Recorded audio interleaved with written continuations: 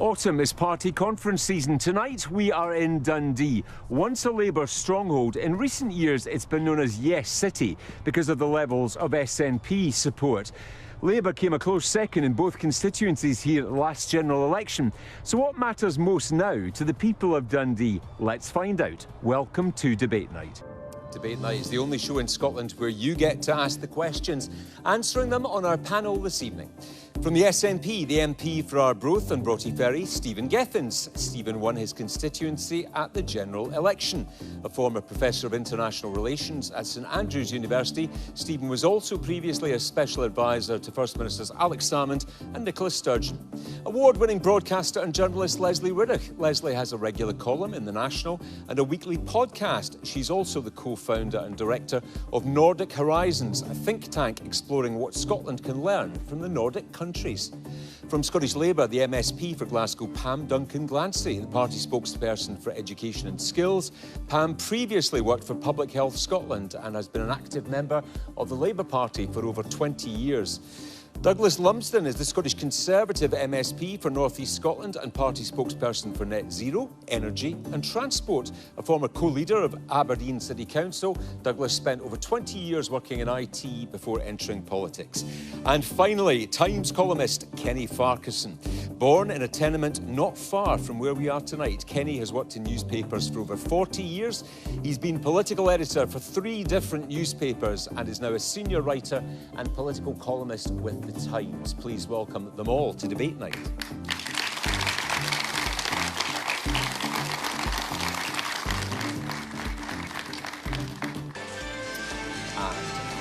Welcome to our studio audience here in Dundee. It's great to be back with you, and you can join in the discussion wherever you are in Scotland tonight. BBCDN is the hashtag you need right now on social media, and our podcast of the show will be available for you to download straight after this broadcast. So let's get started. We've got a lot to get through tonight. Our first question comes from Marios Christodoulou. Marios, good evening. Good evening. Is Labour's honeymoon period over before it's even begun? Thank you. Party conference ended this week in Liverpool. 83 days in office, I think, at the moment. Kenny Farquharson, is the honeymoon over before it's even begun? Well, I think Keir Starmer is trying something quite bold, actually. He's embracing what old lefties like me used to call the struggle. And that's quite unusual in politics, because we expect our politicians to be reaching for an optimism or upbeat view of the world. But people know real life isn't like that.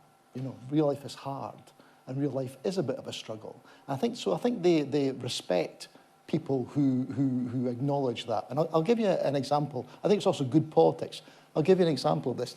10 years ago, the independence referendum campaign, I remember speaking to one of the strategists for the No campaign. And I said, and the No campaign was just ahead in the polls at that stage. And I said, you know, what could flip this? What could go wrong? What's the worst thing that could happen to you? And he said, if Alex Salmond came out tomorrow and said, independence is going to be hard, it's going to be a struggle, but we are equal to it and we can actually do this together, even though it's going to be hard. But of course, that never happened. Everything was had to be bright and upbeat and optimistic. So I think, you know, Keir is trying this, and I think it's a risk, certainly a risk, but I think it may find an audience. Doing the difficult stuff first, perhaps, but is the honeymoon over, Lesley Riddoch? I just totally disagree, actually, with Kenny. The struggle, I don't know what part of the left you were in, my dear, but I mean, the struggle is not managerialism. The struggle is not sort of saying to people it's going to be really tough and then hitting pensioners before you hit the super rich. I mean, that's nobody's idea of the struggle. The struggle, actually, for the SNP and for Labour in Westminster, it's the same thing. If you're going to transform this country, which is currently the most unequal country in the OECD, you need to do some really tough things, which is you need to tax the rich. There are about 50 families that own 500 billion pounds worth of assets. That's the same as half the population. It's this completely skewed thing that everyone's dancing around. In Scotland, we can't get the SNP to talk seriously about a land tax. That's too hot to trot. A wealth tax. Both of the Labour and SNP, oh dear, don't mention that. So what everyone does is just micromanage the edges, and the edges for Labour, shamefully, are pensioners who are on about £11,000 to £13,000 a year.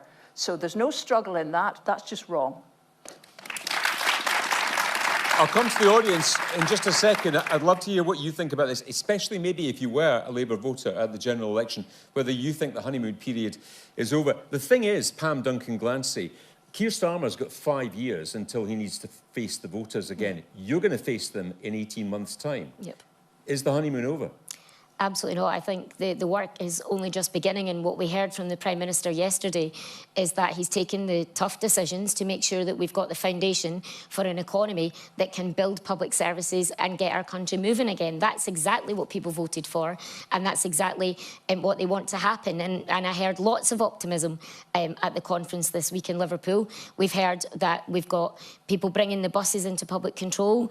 Of course, that was pushed here by the Labour Party. We've got the changes already made in GB Energy, which is going to be headquartered here in the north of Scotland, in Aberdeen. People aren't talking about that. They're talking about the winter fuel allowance. That's what people are talking about. But people also understand that we have to make sure that we've got an economy that is fit for the future so that we can protect everyone, including pensioners, into the longer term. And the decisions that we've taken recently are about, instead of what the Tories have done, and actually some of the decisions the SNP have taken too, is to target the poorest and most vulnerable in our country. What we're doing instead is making sure that our support and our public services are targeted at the people who are poorest. So we're building the foundations, and from my point of view, our future in Scotland's best days do lie ahead. And as you mentioned, we've got an election here in 2026. The public decided to vote for change in 2024. We've done half of that job. We've got the other half to do, and I'm confident we'll do it. OK, let's hear from the audience. Is Labour's honeymoon over? Lady with the glasses in the back row. Hi. I keep hearing about difficult decisions. Decisions are not difficult if you're not the one being affected by it. And the people who are making these decisions are not the ones going without. And I keep hearing that you're blaming the SNP. Well, through the Barnett formula, and when the money doesn't appear in the Scottish Government, they can't hand it out. So don't just keep blaming other people who didn't make the decision. Thank you. Lady in the front row down here. Yes. How can he justify giving Sue Gray a pay rise on the back of the pensioners? Pam, I'll come back to you in just a second. Gentleman in the front row down here. Yes, on you go. Okay. I don't think honeymoon is the right phrase, because I think people were really just voting against the Conservatives and the SNP here in Scotland, not for Labour. Stephen Gethins, is the honeymoon period over as you see it? So, firstly, you know, and I'm sure Douglas would be the same, it would be churlish for me not to say that Labour had a good election result. You know, that's something that they had. But then that gives you a mandate, albeit 2/3 of the seats on 1/3 of the votes. One thing that my party warned about during the election campaign was that emerging Conservative Labour consensus on a whole range of issues. And if you look at things like adopting the Tory fiscal spending rules, I don't understand that. If you look at issues like our relationship with the European Union, you've got Brexit costing £40 billion a year to the public purse, according to a report that came out earlier. That dwarfs things like taking money off of pensioners to pay for all these things. And there's even things today.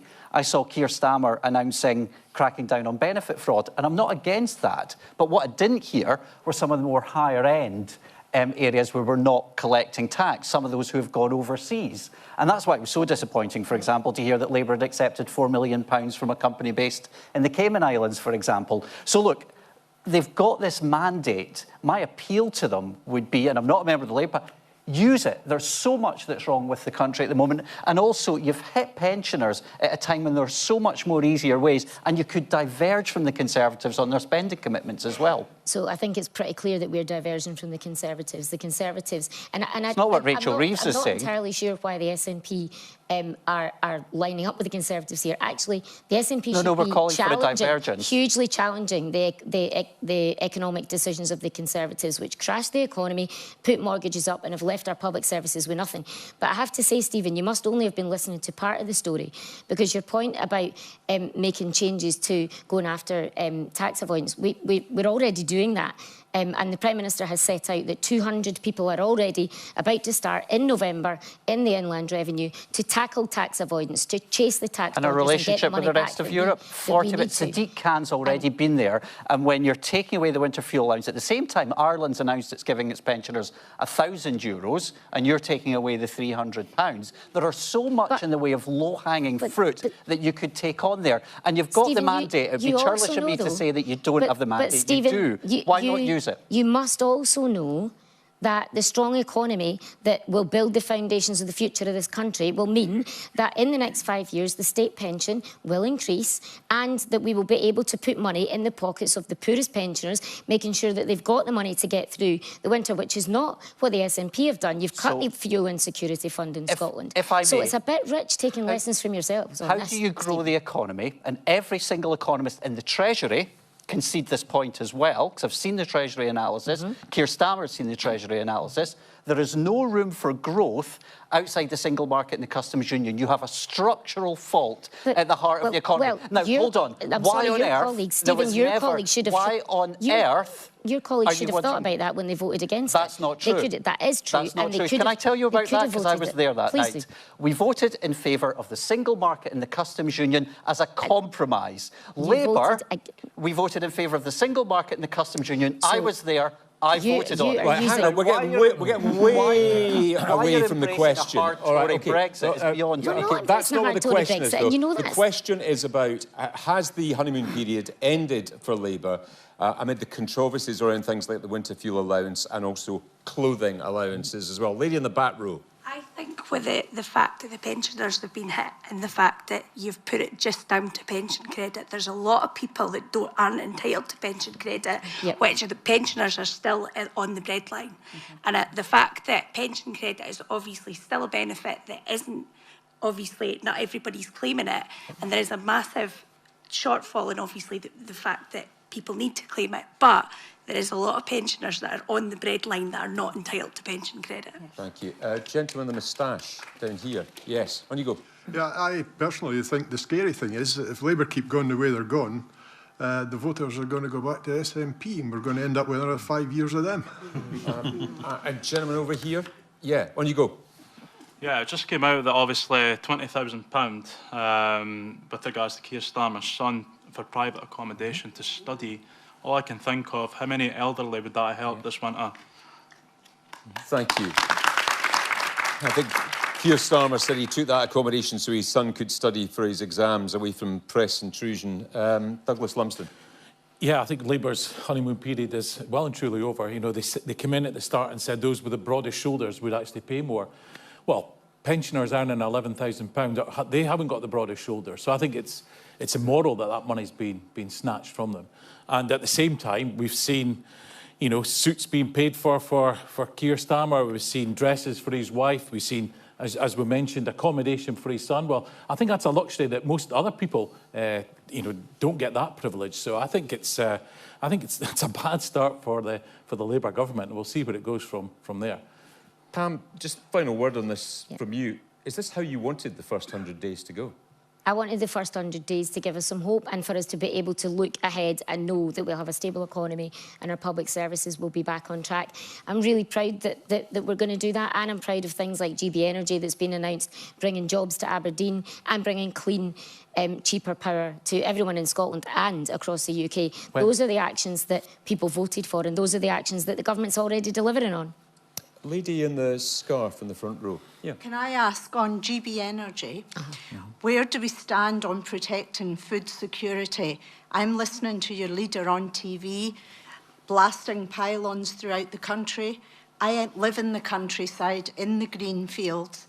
They're going to be turned into substations and pylons, battery storage, solar farms. Who's going to grow the potatoes and the carrots?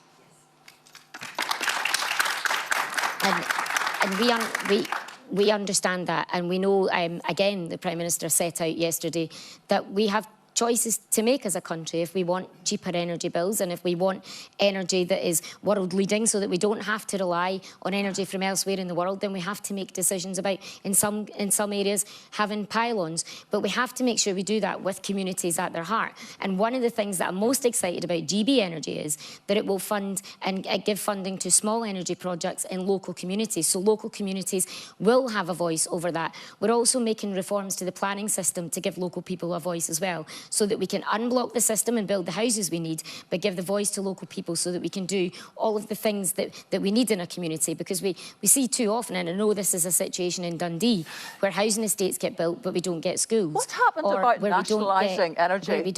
Well, we're creating a publicly owned energy company. It's not a nationalised energy production company, is it? It's an investment vehicle. It's a giant PPI. It's actually quite the opposite of a PPI, and I'm sure you probably do understand that. What it will do is get the investment from private sector. It will be backed by the public sector, and the public will make a profit of that. And that profit will go back into public spending. That is entirely the opposite of what PPI was. So it's also the opposite of what the SNP happened to nationalising energy? Your party promised that we would end up with trying to get out of the situation where we've got the big six, who've got people basically by the short and curlies. We're going to have a huge rise next week in the price cap. It's going to be a third higher than it was at the crisis period in 2021. But we know is that a going concern?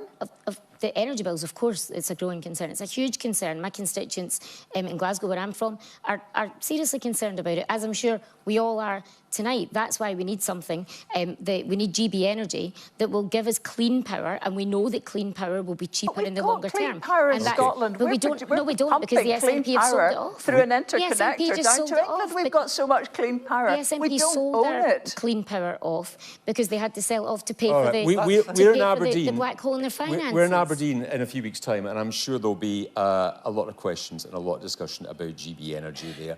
Next week, we're going to be in Dumfries. So if you'd like to come along and be in the audience for that show, or Perth the following week, just go to our website, bbc.co.uk/debate night, and click on the link. Let's go to our second question of the night, which comes from Greg Bremner. Greg, good evening. Hi. What are the differences between the way in which the parties propose to solve the housing crisis?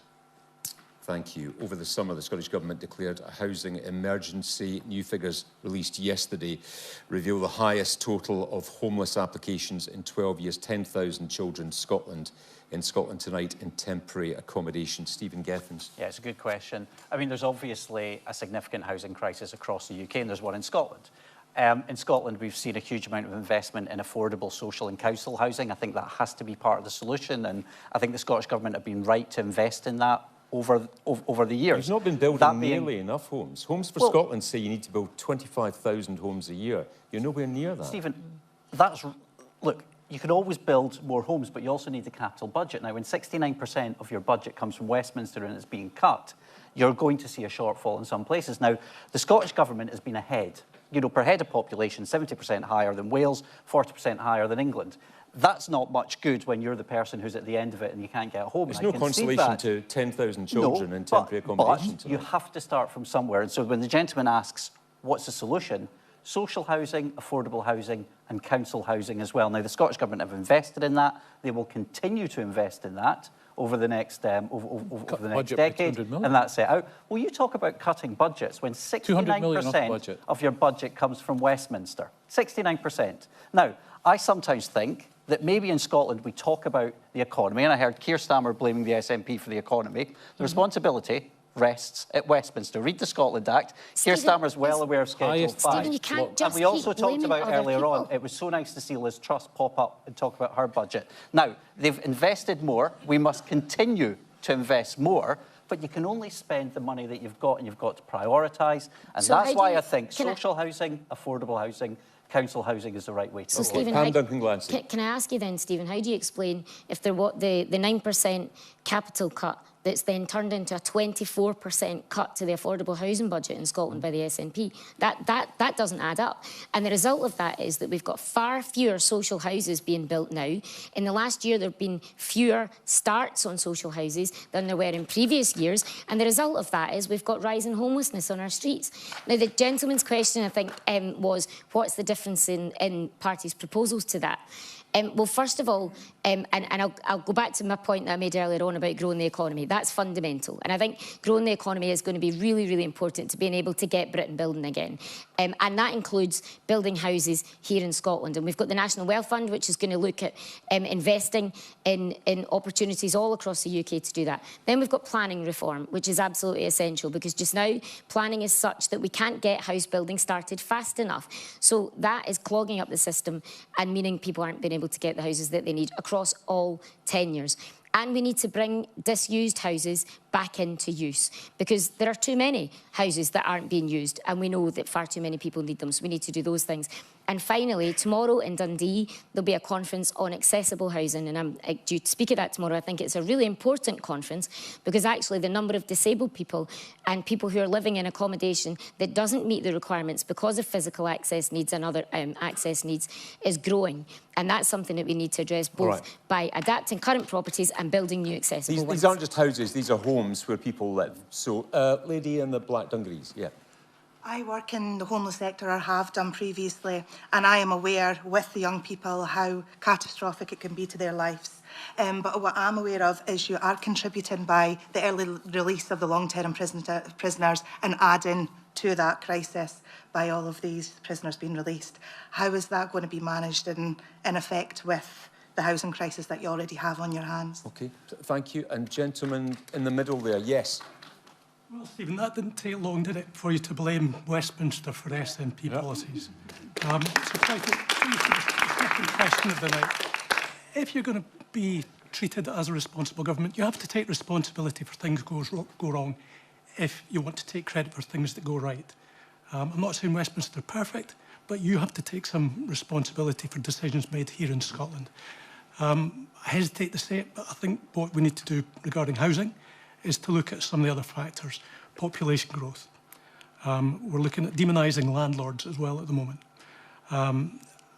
There's not an easy answer, but again, I think we just do need to take a wee bit of responsibility up here for our decisions. And you've been in charge of housing for 17 years in Scotland, and we've been running behind in terms of building houses throughout that time. Well, you saw that investment that went in those areas, and that was the right thing to do. I'm afraid to say I disagree with the gentleman, as you'd expect, with respect, that I do think that you've also got to talk about, if you've got a cut in your capital budget coming down the line from the Conservatives, subsequently Labour, that will have an impact. Now, in fairness, what the Scottish Government and the new incoming UK government could do, and in fairness, Kezia Dugdale's talked about this in the past, your former leader, have a look at housing policy, have a look at the different powers that sit at Westminster and at Holyrood. Are there better ways that you could do it? And I think, in fairness, these are conversations that both governments could be having. Kenny Farquharson, you were born not far from here, as I said at the top, in a tenement. I don't know if it's still there or whether it's gone. Yeah, I was born and brought up on the hill town, the Holtoon, as it's called, in the Demotic. You know, I find this quite a distressing subject, because you know so much of politics is conducted on a kind of conceptual or theoretical level, but this is about real lives. This is about a child not knowing whether they are going to go to sleep that night in a dry, clean, safe, secure, warm house. You know? And this is about homes for people. And you know, the numbers that have been announced this week are distressing. You know, if you look over the last 10 years, there's been a 140% increase in the number of children in temporary accommodation. I mean, that is an appalling statistic, and that is real lives being affected by a lack of a grip by politicians. And you know, this is really interesting. There's a lot of anger about this subject, and it's righteous anger. Okay, and you watch how this. I mean, so many of the charities and third sector organisations in Scotland are scared of countering the Scottish government, because they get a lot of their funding from the Scottish government. But Shelter Scotland, the homeless charity, has gone for the SNP's jugular on this, and it's been quite interesting to watch my understanding is from the Scottish Government, they don't quite know how to deal with it, because they're not used to it. They don't want to go to war with Shelter Scotland for obvious reasons. But I think the anger is justified, and the questions have been asked. There's a housing emergency. There's meant to be a housing emergency in this small country of ours. Okay, so where's the First Minister on this? Where's the action? And I think that the testing moment will come with the budget that we're having in December, because the words won't be enough. There'll have to be money and promises and spending. Let's hear from the audience. Man on the front row. Yeah. Hi. Hello. So I'm a young person, I'm probably the youngest person in the audience right now, and we're talking about a housing emergency. This is critical. But, maybe 10 years from now when I'm buying a house, things are degrading now and they're only going to get worse. What do I have to look forward to if things are only going to get worse from here? Thank you. And lady in the purple here, just in the middle here. Yeah, thank you. Maybe the SNP could spend slightly less money on their vanity projects and slightly more money on the things that matter. Lesley Riddoch, but part of the issue, as that young man was saying there, is old housing stock in Scotland that needs to be renovated, old housing stock that is expensive to bring up to modern requirements, as well as the requirement for new build here as well. Well, yes, except, the tenement is a fabulous thing. It's the right height. Many other cities that have tried to have higher-rise blocks, or England that has terraced housing, ends up with huge straggling cities. The tenement, funnily enough, across the whole of Europe, that's what people have built, because it's city-sized and it works. So I hope we don't repeat the mistakes of the 70s and 80s and just go woof with the tenements, because they need to be retrofitted, sure, but that's fundamentally a pretty solid way to live in cities. Coming to homelessness, and the lady that was speaking at the back from that and in the question, the place that's really cracked the homelessness question is Finland, which has a housing first policy. What that means is here, you basically have to conquer all your personal problems, addiction problems, everything else, and if you're very, very good and very, very lucky, you get a house, maybe. Housing first is exactly the opposite. It gives you the house first, and that helps you deal with many of your problems. Now, just by the by, the other reason that Helsinki has really done very well with this is because the council there owns 70% of the land. Now, coming back to this, you cannot get away from our land ownership in Scotland. There are companies in this city and elsewhere that are basically land banking. A lot of companies make their money not so much from actually producing homes, but by making huge profits on the land that they bank until it's needed so desperately that they get megabucks for it. And that system is not being tackled on either side of the border. We're just not speaking about it. So we need to free up our land. Sorry, it keeps coming back to this. And in Helsinki, they've got their own construction company. Anybody old enough to remember the direct labour organisations in councils? We could usefully get back to the future on a lot of this with a big commitment to pump priming by governments in Scotland and councils and tackling land ownership. What is stopping us from having a housing first policy here in Scotland, Douglas Lumsden? Well, I'm thinking more, we've had a SNP government in place for 17 years now, and we've got a housing emergency. I think the gentleman was right. They always try and blame Westminster, but they cut 200 million off their housing budget this year.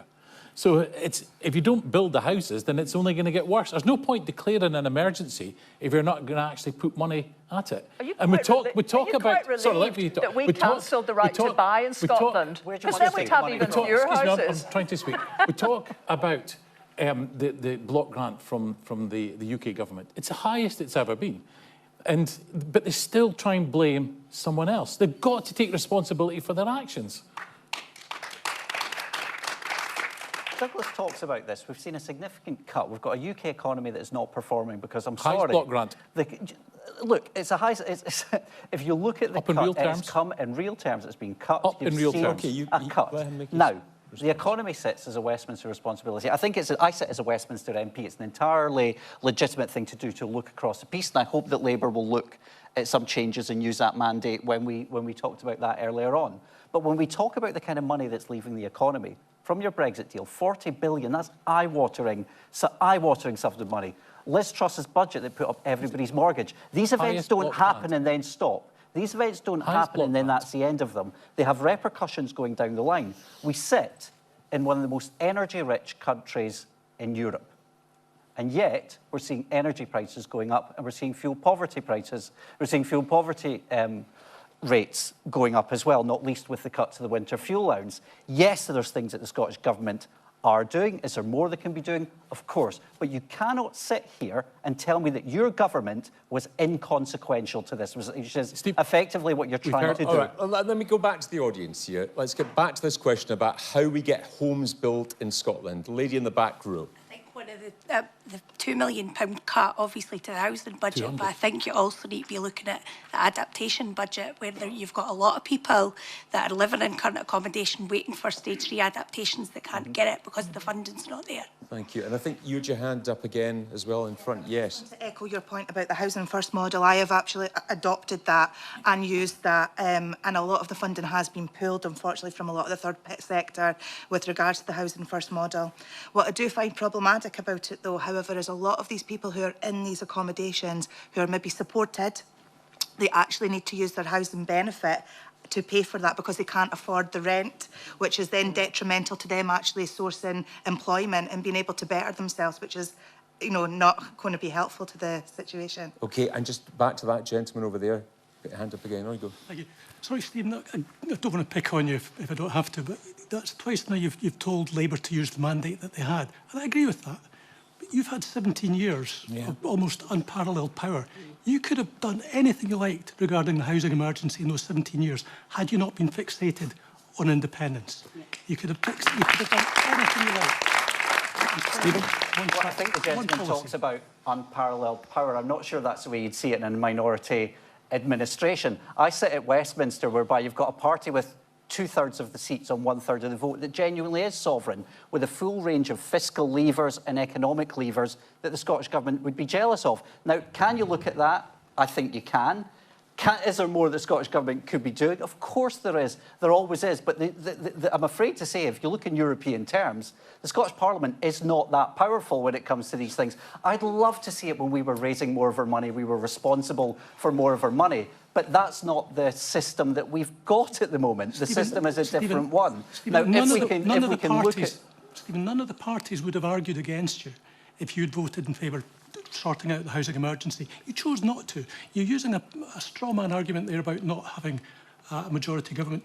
You could have done anything you liked for the benefit of Scotland and Scottish people had you chosen to do so, but you chose not to. Well, that's not true when you've had the Scottish Government investing in housing way ahead of what's happened under the previous administrations. You are restricted in financial terms, you are restricted in the powers that you have, but in particular when Douglas is talking about a 200 million cut, when most of your money was actually coming from his government. I think those who are trying to wash their hands of the thing on this panel are actually doing a disservice to the powers that sit there. There is a housing emergency. Can more be done? Yes, there's a housing emergency elsewhere in the United Kingdom as well. But I think the Scottish Government were right from 2007 onwards to invest in those areas that I flagged earlier on. This takes us quite nicely on to our third question of the night. Your views on everything you hear from home. BBC DN is the hashtag you need on social media. Right, our third question comes from Doreen Cully. Doreen, good evening.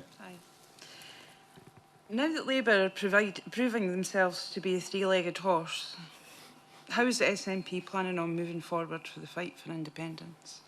Where's the fight gone? The passion for it's fizzled out, just at a time when we need to be shouting a little bit louder to be heard. What do you think, Doreen?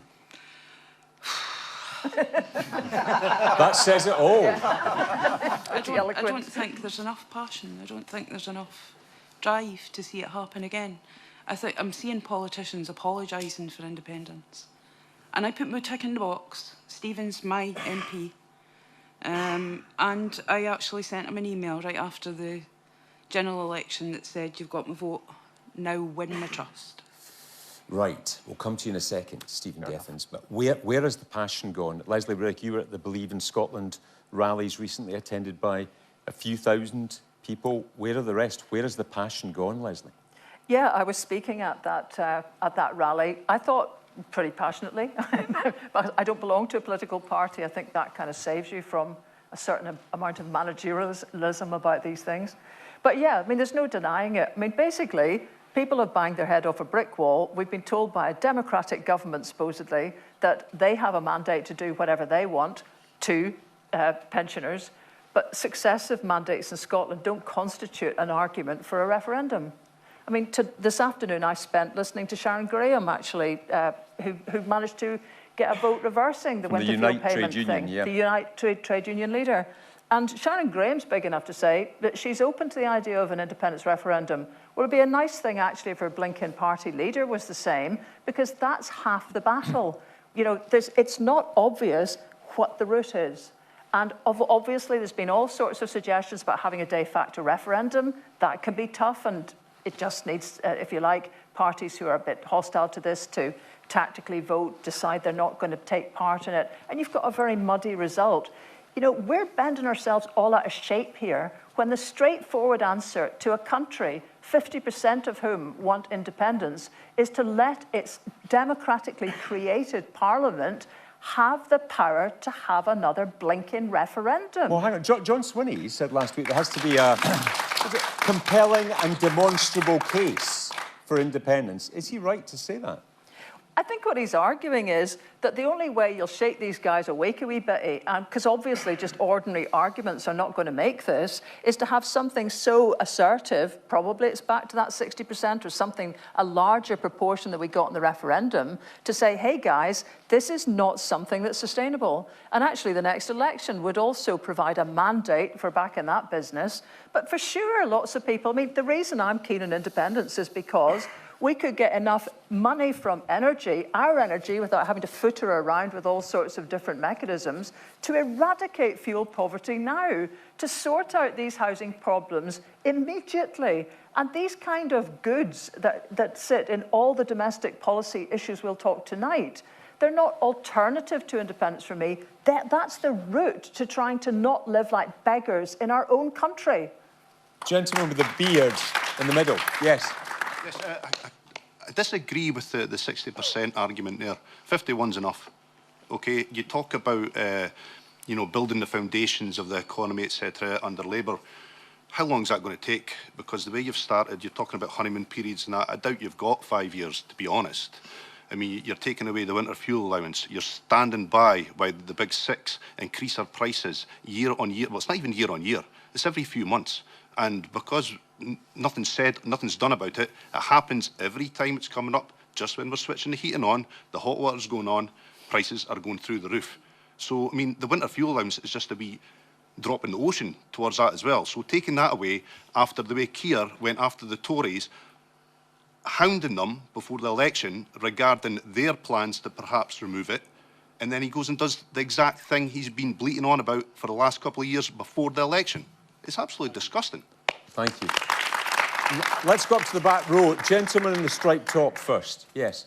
I think for me, I'd like to see it enshrined in legislation, not dissimilar to Northern Ireland. Northern Ireland has it in legislation saying how long you must wait before you go to the polls again.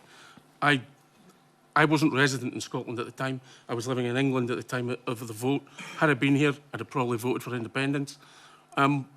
It's quite clear that there isn't a mandate at this current time, and I don't think you can keep going back to the polls every couple of years, but there needs to be something enshrined in legislation so we don't have to go cap in hand to Westminster government. Thank you. And lady on the same row, yes. So I'm a young person. I was not old enough to vote in the referendum, and anyone basically under 30 was also not old enough to vote in the referendum, and yet the young people are the people who want independence, and I think the fight is still there, and the majority of young people are positive and would like independent Scotland, and we've not had that opportunity to be democratic and to vote for our voice. OK, thank you. Douglas, want to speak to that young lady in the back. She wants the opportunity. Yeah, I was going to say that the general election we just had, I think SNP said it was a de facto referendum and they lost the vast majority of their seats. And if we look at the opinion polls, it's still been stuck at that 45% for the last 10 years. And that's despite Liz Truss, it's despite 6 prime ministers, 4 first ministers, a war in Ukraine. You know, it hasn't changed the dial one little bit. So, you know, we had that referendum in 2014. All parties agreed to respect the decision of the people, and straight after that, the SNP to overturn the result. And surely we have to respect... Brexit? Well, even despite Brexit, despite Brexit, it's still polling at 45%. It hasn't changed the dial one little bit. It has. Actually, it's closer to 50%. So is that your argument, that really our democracy comes down to opinion polling? Don't you have enough belief in the people to just have this vote and let them decide? Would you have a referendum every year? Once in a generation. Do you belong to a Scottish Parliament? I think you do. Yeah, once in a generation. Do you believe in it? Of course I believe in it. Right, trust it. There is it. We had a referendum. Trust it to know I respect the decision. And this is the argument that has continued for 10 years. So, Kenny Farquharson, how do we move it on? Well, I think the chap in the back row with the stripy shirt put his finger on it. If you are an Irish nationalist living in Northern Ireland, you know exactly how you leave the United Kingdom, because it's written down in British statute, on the statute books, Northern Ireland Act 1998.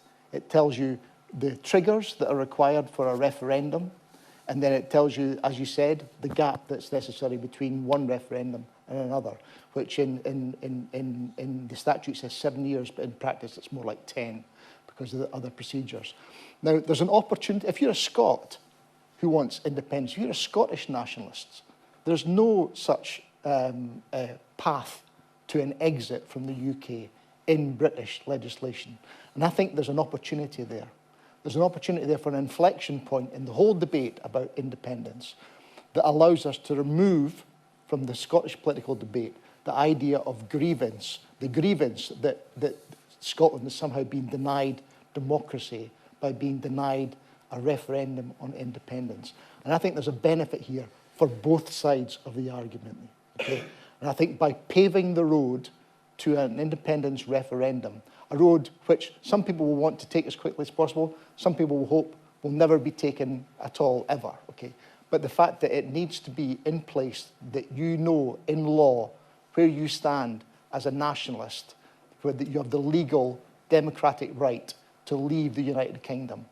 The unionists at the moment rely on this phrase, Theresa May's phrase, now is not the time. That just postpones a decision that has to be made at some point. How do you offer people the chance for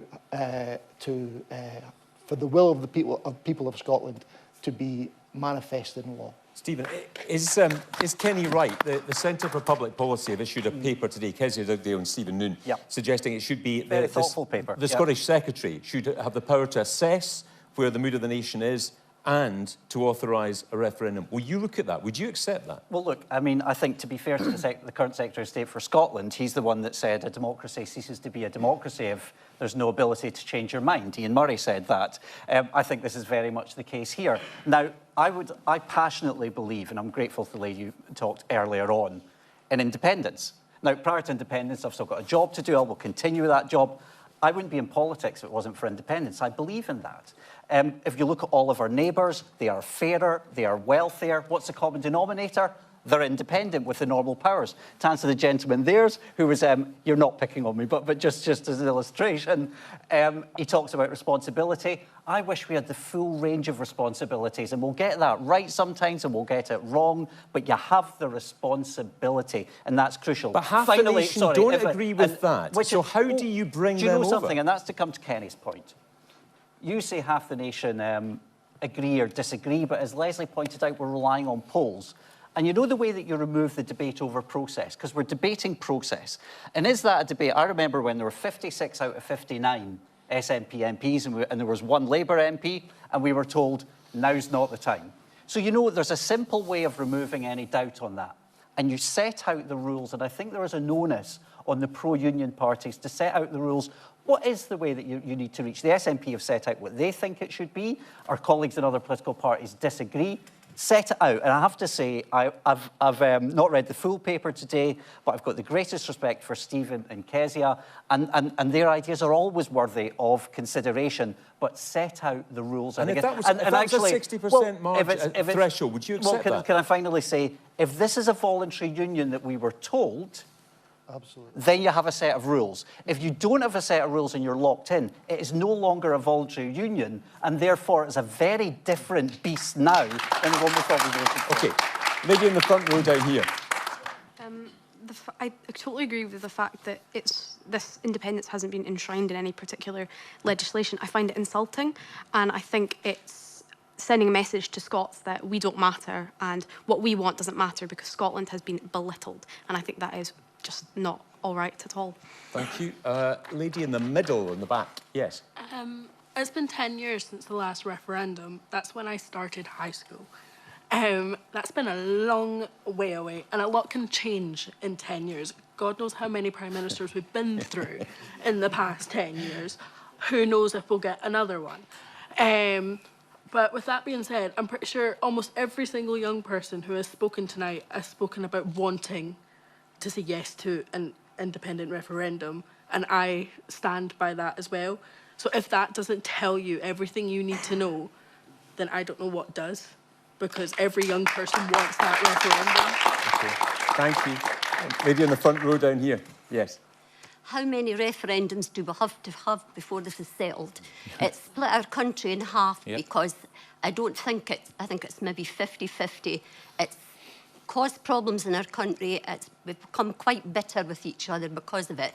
And what is it going to be, the best of three? Because if you win the next time, do the ones that don't want the referendum to go that way, do they get another vote? Is it the best of three? Just before I pick that up, let me go back to that lady that just spoke in the back row. What would you say to that lady on the front row? This isn't a game of rock, paper, scissors. So can we please not make it to three? Like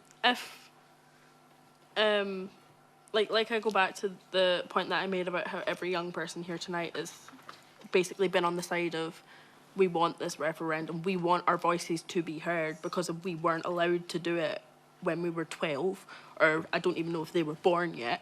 But we want this, we want our voices to be heard, and you've not had a chance. We've not had a chance. She says she's not had a chance yet. What would you say to her?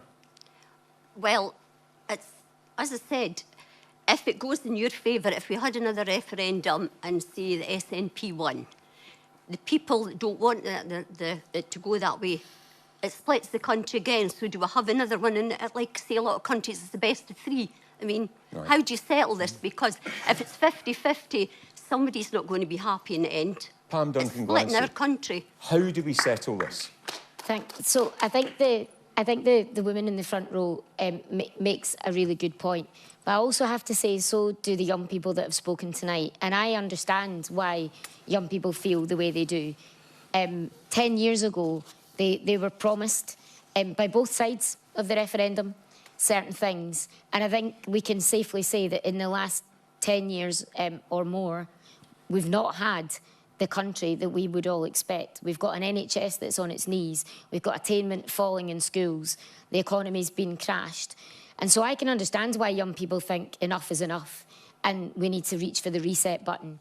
I fundamentally believe that reset button comes by campaigning and fighting and struggling as part of a labour and trade union movement. And that's how I think you change things, by changing the government so that you've got a government that is on the side of working people. And that's what I think we voted for at the recent general election.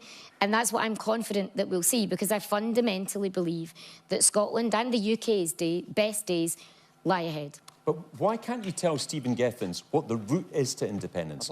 All he's asking for is a framework, how you could get there. Because, well, first of all, at this moment in time, as the First Minister himself has acknowledged, there is not a majority for that just now. And actually, I would far rather spend my time in Parliament when I'm there working on education, working on health, working on getting our economy moving again. That's what I want to put my energy into. And that's what a lot of the people who campaigned in the Labour and Trade Union Stephen, final word on this. Governments can do more than one thing at any time. And as Kenny was mentioning and Lesley was mentioning, you know, this is about putting a framework in place. You can do both at the same time. You can focus on these issues. I can sit here and debate and say, I think some issues will be better served under independence. Stephen, you will have a counter view. And that's not true. It has focused on... Come on the leading climate change. We talked about public services. John Swinney every day. Can we talk about this issue for a moment? On this issue, we're looking for a framework, and these people have talked about it, the young people in particular who never had a say. I think that there have been legitimate questions from the SNP. What's your tactic? And remember, the independence movement, as Lesley will tell us, is much bigger than the SNP. And if you get independence, it's not just an SNP government. It's a government the people of Scotland vote for the first time. Now, to get to that, why not tell us what the rules are? Then we know, and we know whether or not you've achieved that. And you can get on with the other stuff in debate. Right. And they do it in other countries where they've got a framework. Briefly, Pam, I want to get one last question. On you go. Thank you. So the point that I've just made is I want to spend my time representing my constituents, making sure that we've got a decent NHS, that we've got a healthcare system to be proud of, that social care is sorted and the education is sorted. Okay. And you can sigh and you can shake your head. I'm about to. You can sigh and you can shake your head, Stephen, but what you said is governments can focus on more than one thing at a time. What we've seen over the last 17 years of the SNP government is a relentless focus on independence to the detriment of all of those other things. I think the answer is no, you're not going to get that here this evening.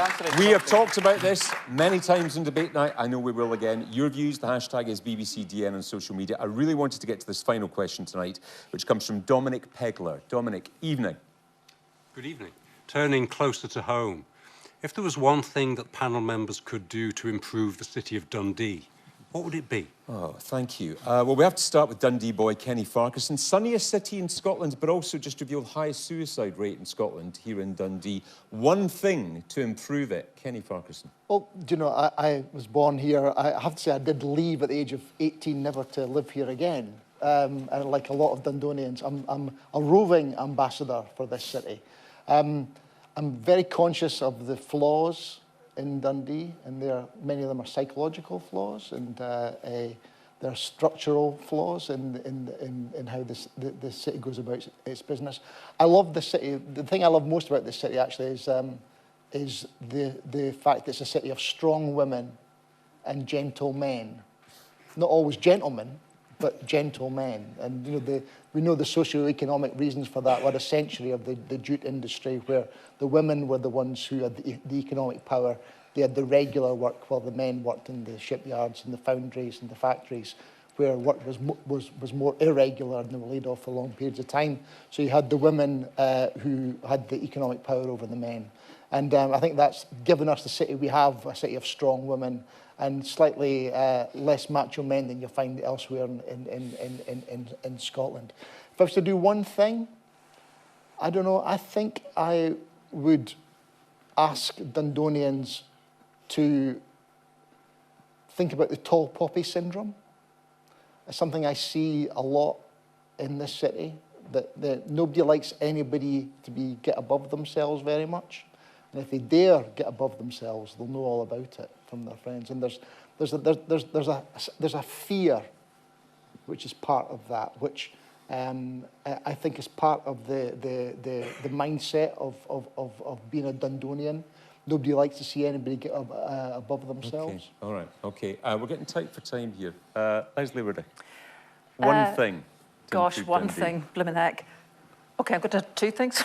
Well, one would just be loads of kindergarten all over this city, because it's the next generation that we change their circumstances, their mindsets, their feelings of confidence, their ability to cooperate from an early age.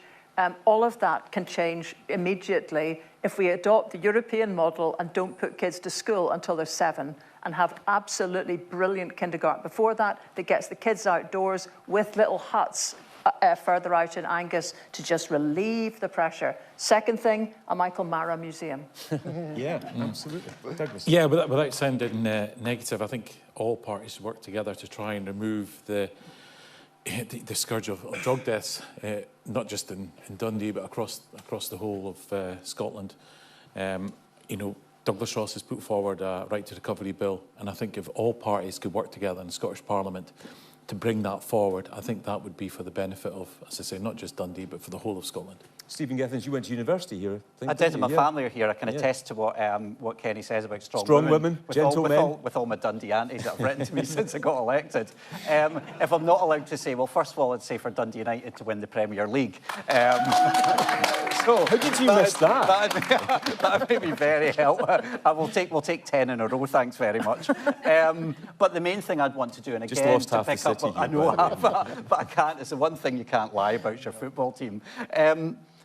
I think that this is an outward, international, vibrant city. And I think picking up on Douglas's point to try and get a wee bit of consensus, how do we give our young people who are here to stay here, to build the city as a vibrant and young city as it is and as it can be? And that's the thing I'd like to see, that hope, and keeping as many of our young people here as we possibly can. Dominic, you asked the question. What do you think about this? One realistic thing to improve Dundee, what would you say? Well, I've been here 2 years now, and what strikes me, I like Kenny's answer, that there's so much here to admire, so much history to understand. And we've spoken a lot about policies that, to me, sounded a lot like redistribution. I would concentrate on generation. So think about what Dundee has going for it. Focus on renewables, focus on the quality of the university. It's an excellent university. Focus on the creativity. Focus on those three things, and from those, in a way that generates economic activity. Thank you. Pam? I think there's probably a bit of consensus here, not least from the points that have just been made from the audience, but also on the panel. And for me, it is about spreading opportunity for all young people so that they can really flourish at school and also in college and university. And I visited the universities and colleges in Dundee, and they're doing some excellent work supporting our incredible gaming industries in Scotland and across the world, indeed. And so I would spread opportunity for all by having high and rising standards in education here in Dundee and across Scotland. You used to play football on the pitches, where we are this evening. The college has replaced them. How has the city changed in that time, Kenny? I think it has grown in confidence, but there's still a resistance. There's still no one ever mistook a Dundonian for a ray of sunshine. There's a reticence, there's a kind of dourness about the city, a thrownness, which is very Scottish. But occasionally we do have to reach out for some possibility. Okay, quickly, a couple of strong women, the back of the audience there. On you go. Me, That's you. I wanted to just hop in on the back of things like keeping young people in Dundee and the success of the universities. So I'm one of the elected officers in the Dundee Uni Students Association. Yes, thank you for coming to our uni, much appreciated. And one of the things that we're facing, and it's across the HE sector, is funding. We have no funding. Everything's getting cut, which is opportunities for young people, spaces for students. You know, what are the next steps here? Because the sector is on its knees and we don't know what we're going to do. Okay, thank you. Thank you very much. I'm afraid we're out of time this evening. Thank you very much indeed for being with us here. Next week, we're going to be in Dumfries. The week after that, we're going to be in Perth. If you'd like to come along and be in the audience for either of those shows, just go to the website. It's bbc.co.uk/debate. Now, if you missed any of this evening's programme, we're repeated a little bit later on BBC One Scotland, or you can catch it any time that suits you on the BBC iPlayer. Thank you very much to my panel here tonight, and to our audience in Dundee, and to you at home for watching wherever you are in Scotland. We'll see you next week in Dumfries. In the meantime, stay safe, stay well. From all of us in Debate Night, good night.